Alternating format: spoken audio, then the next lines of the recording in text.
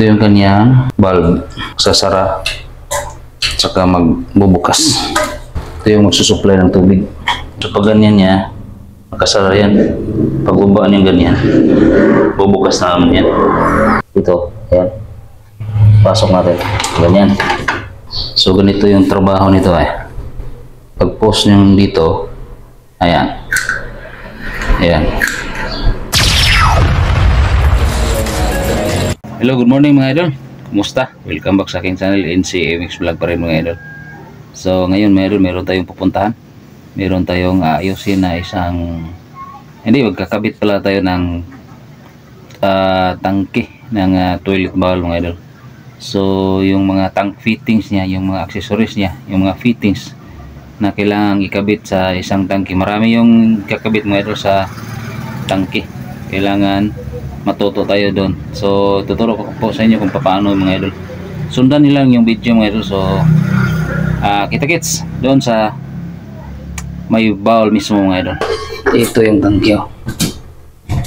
Tapos mayroong fitting sa loob. Ito yung kanyang valve. Yan. Sasara, saka magbubukas. Ito yung magbubukas kapag pinindot mo yung ano ba ito? Push button. Sabit. Yan. Ganyan. So sa pagkabit nito, may nut sa likod. Tanggalin nyo lang. Ayan. Okay.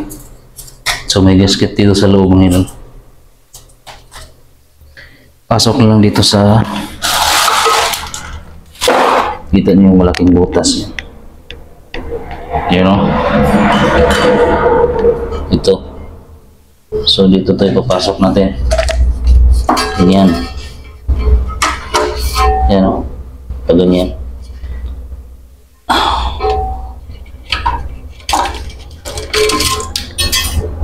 Plaster niya lang. Merong plaster dito.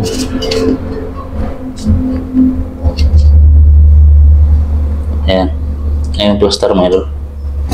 Tapos itong na ito sa likod. Ayan mga idol. Ito yung nato. Ito. Ayan. Pipitan lang para maipit yung gasket sa likod. Ayan. Ipit na siya. Tapos may rubber dito. So ito pala yung kanyang valve. Ito yung magsusupply ng tubig. Ayan, dito natin yung hose ilagay. So ito yung valve niya. Ayan. Ayan yung valve niya doon. So pag ganyan niya, makasara yan. Pag bubaan yung ganyan, bubukas na naman yan. So ito yung magpukontrol ng tubig na may palaging tubig sa tangke ng bowl ng ito. Ito yung magpukontrol. Bali ito yung kanyang float at yung valve na sa ilalim.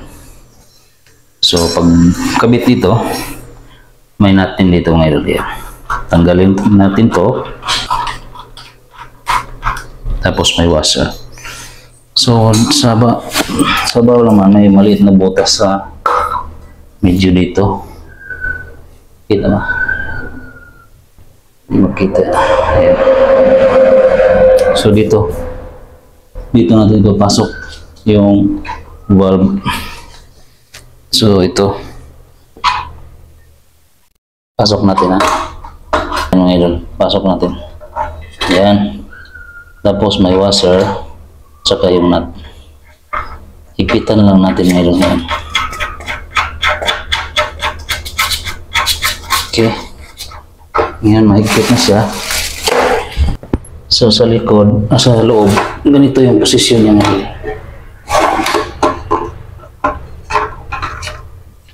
So nakaganyan siya. Kita niyo ba? Yan. Yan. Huwag mo ganyanin. So ganyan siya kasi libre yung float na kumalaw.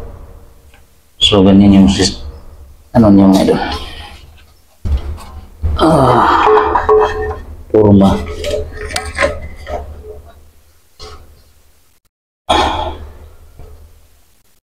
Ipitan lang natin para maipit din yung gasket sa loob mga idol. Yung nut dito sa likod, sa labas.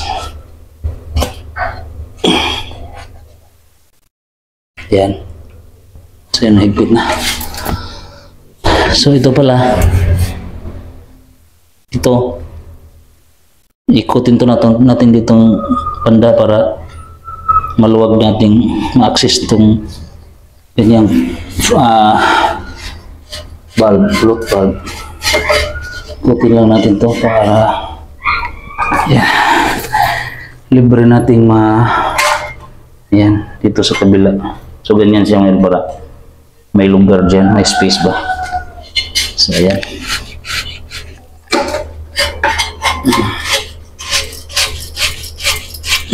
Bitan lang natin dito sa likod yung pinakanat para paipit yung gasket. So ayan meron. So ganyan. So dito yung pisto.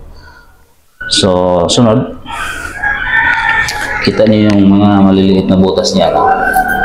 Ayan, dito may mga butas.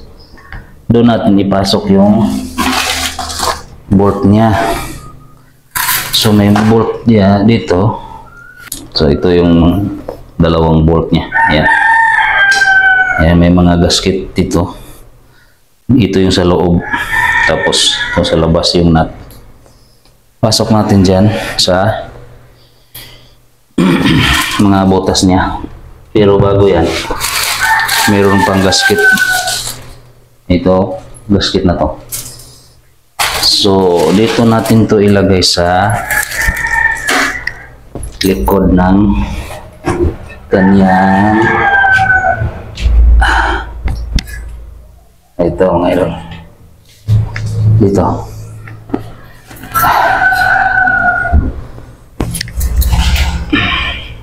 Yan.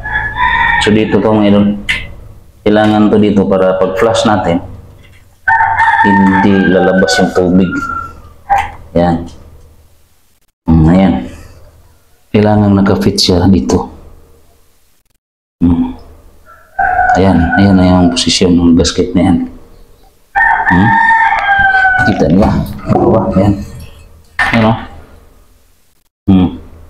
Kailangan naka-fit siya dyan. So, ngayon may gasket na siya. Dito natin i-pwesto. So, yung gasket mga idol na ginamit natin, dito yan. Yan. Yung butas na yan malaki. Ito yung bolt, yung dalawang bolt dito papasok. Tapos yung gasket na malaki dito yan. Yan yung magsisil ng tubig. So, plaster natin. Pagod muna natin to. Kunin natin to. So, balikan yan siya mga idol. Yan. Yan. Kailangan nasa sentro yung malaking butas na may gasket.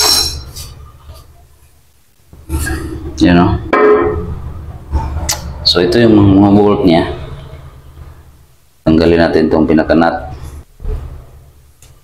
Yan o. So dalawang butas yung tangke. So tig-isa siya ng bolt. Yan. So yan mga idol.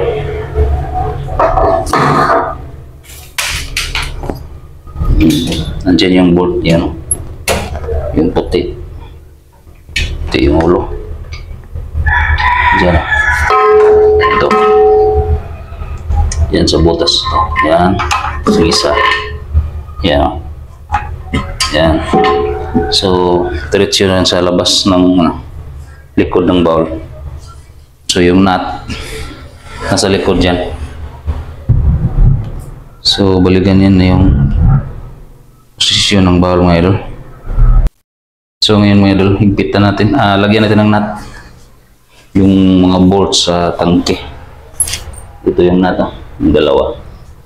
So, una natin ilagay dito. Ayan. So, may bolt na siya. Ayan. Tibay na. Tapos, ito. flexible hose. Ito yung water supply mga idol. Lagyan natin dito. So yung cover, sunod natin yung cover mga idol. Cover ng toilet bowl.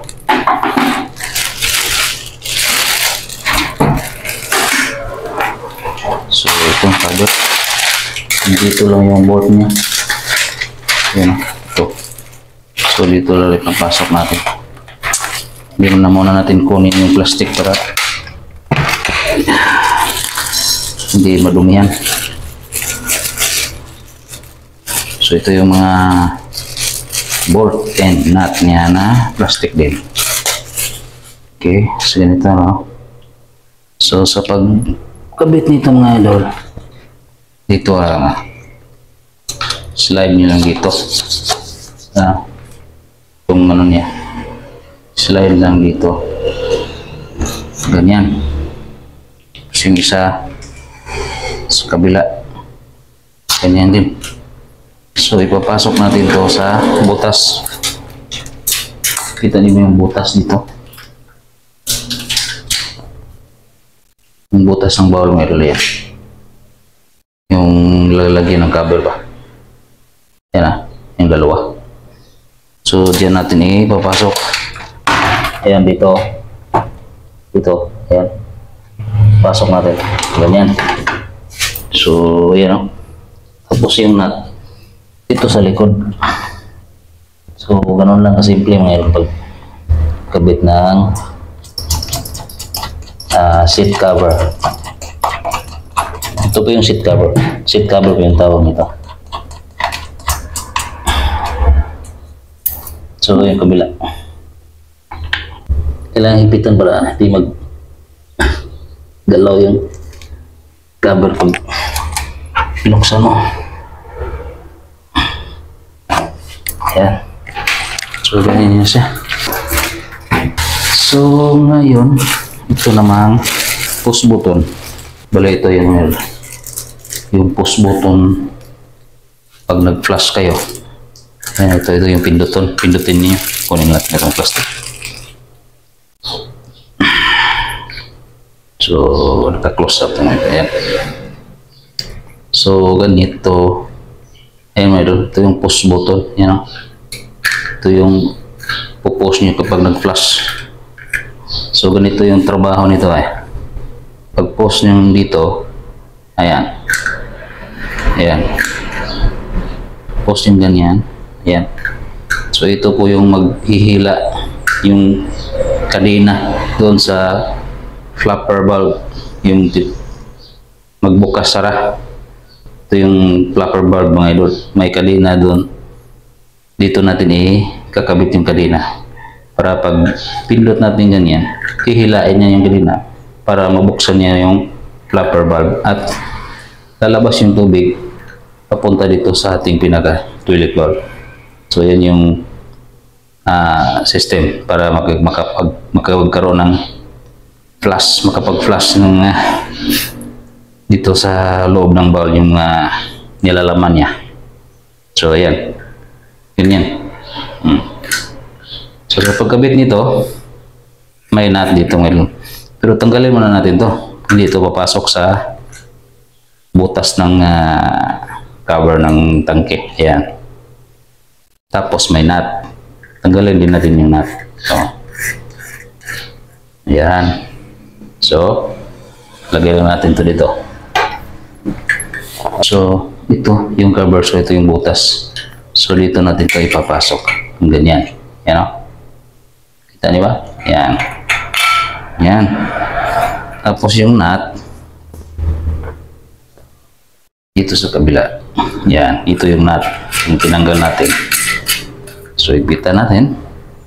Tapos, dito naman ganyan lever. So, lever yung tawag dito.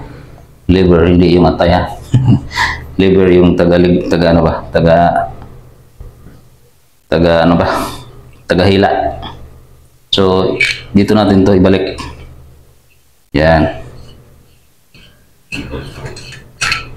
Ipitan nyo lang. Yan.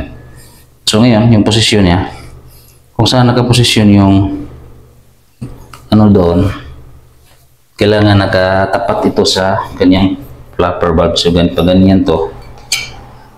So ikutin natin ng luwagan lang natin yung nut pag iikot natin. Yan, ganyan siya. So ipitan natin ulit. Yan. So pag ganyan na siya mga idol. Yan. Ganyan. Pero yan.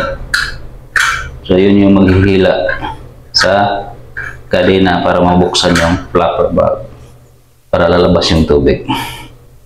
So kabit na natin yung kadena mga idol. So hindi natin maipakita sa inyo dito. Sukatan na natin kung saan yung ayan. So dito mga idol yung yung holder. So mayroong holder dito. Kailangan natin itong adjust yung taas niya para pag pindot natin ay bubukas yung flapper valve. Kita ko siya yung flapper valve para alam niyo ba. Ito siya mga idol. Kita ko sa inyo. Ito yung flapper valve, yung blue na yan na may kadena. Yan So yan pag push nyo yung button, ihilain yan. So magbukas siya. Yan. So dadala yung tubig. Yan. Pagkatapos sasara siya. Tapos pag push naman ninyo, yan. Bubukas na naman siya. Ayan. So ang trabaho niya ay bukas sara pag nag-flush. Okay. So ganyan siya. So yung kanina may hook. May hook siya, tapos dan ipasok sa may butas kasi ito mga idol. Kita di ba? Yan. Yan. So dito may tatlong butas. So dito natin sa dulo. May hook dito mga idol.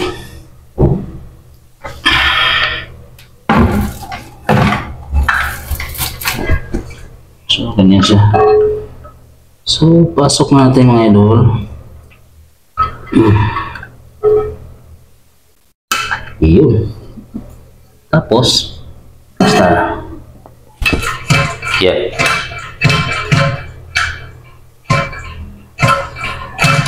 Oh, yun. Yun ang tunog niya mga idol. Tingnan, pakinggan yan. Yan. Sara. Bukas. Sara. Bukas. Oh, yan. So, okay na. Okay na dito. So, dito. Parang puno na itong ngayon.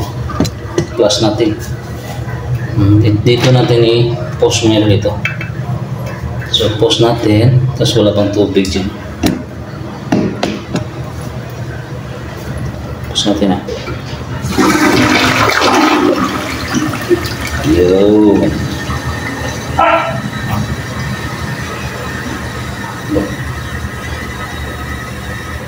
Ini naman air.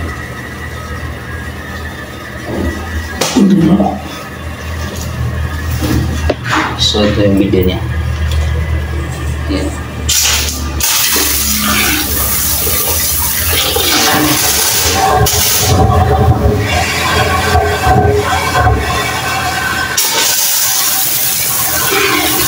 Ito langit.